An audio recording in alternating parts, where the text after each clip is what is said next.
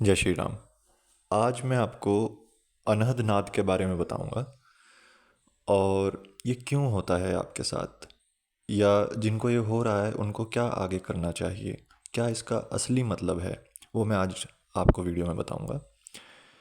मान लीजिए कभी आप बिल्कुल अकेले बैठे हो और रूम में पूरा सन्नाटा हो।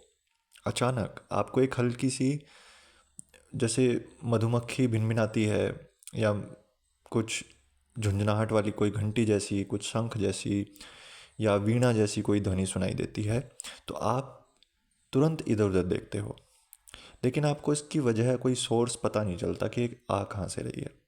फिर आप सोचते हो कि ये क्या था, नॉर्मल है कि नहीं, कुछ अलग तो नहीं है। सच बताऊं, अगर आपके साथ ये हो रहा है तो आप ये मानकर चलो कि अकेले नहीं हो। फिर आप, बहुत सारे लोग ये महसूस करते हैं। लेकिन प्रॉब्लम ये है, लोग इस बारे में बात नहीं करते, क्योंकि या तो उन्हें डर लगता है या लोग उन्हें सीरियस नहीं लेते। मैं आपको बता रहा हूँ कि अनहद नाद होता क्या है। सिंपल लैंग्वेज में बताऊँ तो अनहद नाद का मतलब होता है बिना किसी टकराव के होने वाली ध्वनि। मतलब कोई दो चीज़ें टकरा नहीं रही आपस में, फिर भी आवाज़ आ रही है, और ये बाहर से नहीं, अंदर से आती है। हर आवाज़ जो आपको सुनाई दे वो अनहद नाद भी नहीं होती। तो इसलिए कुछ लोगों को ये वार्निंग भी लग सकती है इस वीडियो को सुनने के बाद। देखो, कभी कभी ये हो सकता है कि आपको ईयर रिंगिंग, जिसको मेडिकल भाषा में टिनिटस बोलते हैं, वो हो सकता है। उसकी मेडिसिन्स आती हैं और कुछ दिनों के बाद ये ठीक हो जाता है। स्ट्रेस या एनजाइटी की वजह से भी ध्वनि आती हैं, और कई बार बॉडी और माइंड ना अपना एक नेचुरल सिग्नल देते हैं, उसकी वजह से भी ये ध्वनि आती है। इसलिए बिना समझे इसे स्पिरिचुअल टैग मत देना। स्पिरिचुअल टैग तब देना जब आप इस वीडियो को पूरा सुन लो और समझ लो। तो कैसे समझें कि ये अनदनाद हो सकता है? मैं आपको कुछ साइन बता रहा हूँ। वो साइन अगर आपके मिल रहे हैं तो ये अनदनाद है।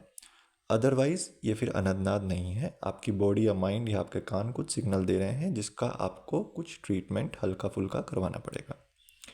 देखो, पहला साइन क्या होता है कि जब भी आप मेडिटेशन में हो या रात के सन्नाटे में हो, तब ये आवाज़ ज़्यादा क्लियर हो जाती है और थोड़ी लाउड भी हो जाती है।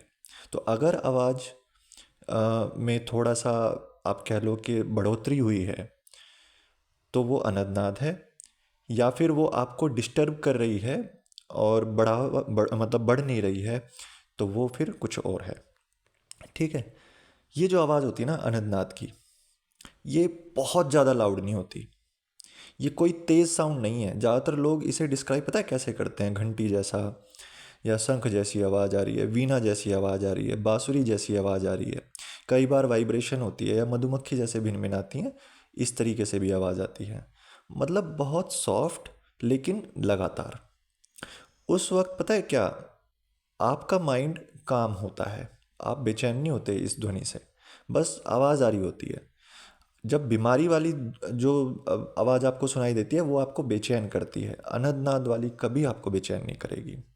तो आप नोटिस करो, जब ये आवाज़ आती है आपका माइंड ऑलरेडी थोड़ा शांत होता है, जैसे आप किसी डीप थॉट में हो या किसी अवेयरनेस स्टेट में हो। ठीक है। एक सिग्नल और बताता हूँ मैं आपको, कि आपको इस ध्वनि से डर नहीं लगता, बल्कि क्यूरियोसिटी होती है। डर किस ध्वनि से लगेगा? जिसमें टिनिटस हो रखा है, स्ट्रेस या एंजाइटी की वजह से जब साउंड आता है आपके अंदर से, उसमें आपको डर लगने लगता है। इसमें डर नहीं लगता। तो अगर ये अनदनाद है तो आपको पैनिक नहीं करवाता है ये, बल्कि एक अट्रैक्शन फील करवाता है, जैसे आप उसे समझना चाहते हो। एक सिग्नल और है इसमें, जो कि कभी कभी ही आता है, कांस्टेंट नहीं होता है ये किसी के साथ। ये हर वक्त नहीं होता है, कभी कभी ही होगा। आता है और चला जाता है, और जब आता है तो एक स्पेशल मोमेंट जैसा फील होता है। वो अनदनाद होता है। तो इन सिग्नल से आप पहचान सकते हो कि आपके साथ जो हो रहा है वो अनदनाद है या अनहदनाद नहीं है, कुछ और है। अब सवाल आता है, जो सबसे बड़ा सवाल है, कि ये हो क्यों रहा है? और इसका बहुत सिंपल सा जवाब है। आपका अवेयरनेस, जो आपकी अवेयरनेस है अंदर से, वो बाहर से अंदर की तरफ शिफ्ट हो रही होती है। नॉर्मली पता है क्या है, हम बाहर की दुनिया में बहुत बिजी होते हैं, लोगों में, अपने काम में, स्ट्रेस में, और आजकल तो फ़ोन में सबसे ज़्यादा बिजी होते हैं। लेकिन जब आप थोड़ा अंदर की तरफ जाने लगते हो ना, समय निकाल के मेडिटेशन, मंत्र जाप, पूजा पाठ ये सब करने लगते हो, तो आप ज़मीन से जुड़ी हुई चीज़ें या फिर ये कह लो कि सब्टल चीज़ें फील करना स्टार्ट कर देते हो। और अनहद नाद उसी सब्टल वर्ड का एक सिग्नल है। लेकिन यहाँ सबसे बड़ी गलती होती है जब लोग पहली बार ये एक्सपीरियंस करते हैं। वो क्या करते हैं, वो एक्साइटेड हो जाते हैं और उसके बाद क्या करते हैं, उस आवाज़ को दोबारा सुनने की कोशिश करते हैं, उसको पकड़ने की कोशिश करते हैं और ख़ुद को फिर फोर्स करेंगे या उस आवाज़ को सुनने के लिए कुछ जो तरीके हैं उसको फोर्स करेंगे, उसके पीछे भागेंगे। यही वो गलती करते हैं।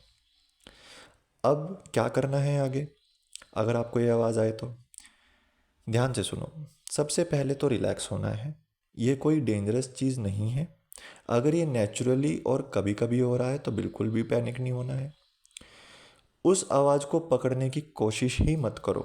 जितना पकड़ने की कोशिश करोगे आप उतने दूर होते चले जाओगे और हो सकता है आप जो अपनी सेल्फ अवेयरनेस है उसमें बिल्कुल ही ज़ीरो हो जाओ। तो बस उसे ऑब्ज़र्व करो, जैसे आप कोई म्यूज़िक सुन रहे हो दूर से, इस तरीके से आप उसको ऑब्ज़र्व करो और अपना इनर स्टेट चेक करो। उस वक्त ना अपने आप से पूछना है आपको कि मेरा माइंड कैसा है, मैं रिलैक्स हूँ या नहीं, परेशान तो नहीं हूँ, मैं इमोशनली कैसा फील कर रहा हूँ। ये आवाज़ अक्सर आपका जो मेंटल स्टेट है उसका दर्पण है, उसका मिरर होती है। ठीक है, चेज़ मत करना इसको कभी भी। जितना आप उसको चेज़ करोगे उतना वो गायब हो जाएगा। और ये एक्सपीरियंस जो है अलाउ करने से आता है, फोर्स करने से नहीं आता। जितना आप इसको एक्सेप्ट कर लोगे आप उतना इसको एक्सपीरियंस अच्छे से करोगे, और जितना आप इसको फोर्स करोगे उतना आप बेचैन हो जाओगे कि ये वापस क्यों नहीं आ रहा है। ठीक, यहीं लोग फंस जाते हैं। तो इसे स्पेशल मत बनाओ। मेरे साथ कुछ स्पेशल हो रहा है ये भी नहीं सोचना है, मैं स्पिरिचुअली एडवांस हो गया हूँ ये भी नहीं सोचना है। ठीक है, क्योंकि इस सोच से, ऐसी सोच से आपके अंदर ईगो स्टार्ट हो जाता है, और जहाँ ईगो आया समझ लो आपका स्पिरिचुअल जर्नी वहाँ फिनिश हो गई। तो बैलेंस समझना बहुत ज़रूरी है। ना हर चीज़ स्पिरिचुअल होती है और ना हर चीज़ नॉर्मल होती है। अगर आवाज़ कॉन्स्टेंटली आ रही है, डिस्टर्ब कर रही है, आपका फोकस तोड़ रही है, तो प्रैक्टिकल हेल्प लेना ज़रूरी है। और अगर ये सब आपको परेशान नहीं कर रही है तो यानी कि आप जो भी अपनी स्पिरिचुअल लाइफ में कर रहे हो वो सही कर रहे हो, और ये सिर्फ एक सिग्नल हो जाएगा आपके लिए कि आप जिस भी रास्ते की तरफ जा रहे हो उसमें एक अच्छा कदम आप आगे की तरफ बढ़ा रहे हो। तो अगर मैं सिंपल शब्दों में कहूँ तो अनहद नाद कोई अचीवमेंट नहीं है, ये एक इनविटेशन है अंदर जाने का, ठहरने का और खुद को सुनने का। अगली बार जब ये आवाज़ आए तो उसे पकड़ने की कोशिश मत करना। बस आंखें बंद करो और धीरे से पूछो कि मैं इस वक्त अंदर से कैसा खुद को महसूस कर रहा हूँ। हो सकता है आवाज़ से ज़्यादा गहरा जवाब आपके अंदर ही मिल जाए। ठीक है, फिर भी इससे जुड़ा कोई सवाल है तो आप पूछ सकते हो। वैसे अनंत नाथ पे मैंने पहले भी एक वीडियो बनाई है, मैं डिस्क्रिप्शन में उसका लिंक भी डाल दूंगा, आप चाहो तो देख सकते हो। जय श्री राम।